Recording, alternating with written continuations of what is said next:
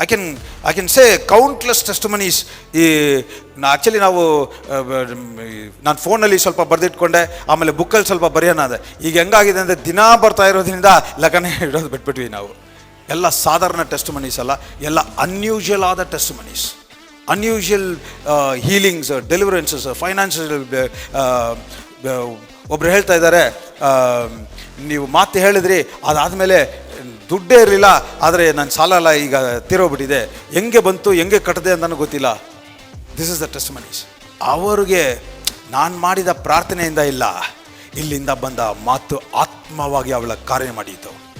ಇಲ್ಲಿ ಆ ಮಹಿಮೆ ಈ ದೇಹದೊಳಗಡೆ ಬರುವಾಗ, ಅದಕ್ಕೆ ನಾನು ಹೇಳ್ತಾ ಇರೋದು, ಇದು ನಾನು ಫೋರ್ಸ್ಫುಲ್ಲಾಗಿ ನಿಮ್ಮಲ್ಲಿ ಡೆಪಾಸಿಟ್ ಮಾಡೋಕ್ಕಾಗಲ್ಲ, ಆದರೆ ನೀವು ಹೊಂದಿಕೊಳ್ಳೋರು ಇದು ದೇವರಿಂದ ಅಂತ ಆತ್ಮದಿಂದ ಹೊಂದಿಕೊಳ್ಳೋರಿಗೆ ಅದು ಮಿಸ್ ಆಗಕ್ಕೆ ಸಾಧ್ಯನೇ ಇಲ್ಲ. ಅದು ಹಾಗೆ ಆ ಕಾರ್ಯಗಳನ್ನು ಮಾಡುತ್ತೆ.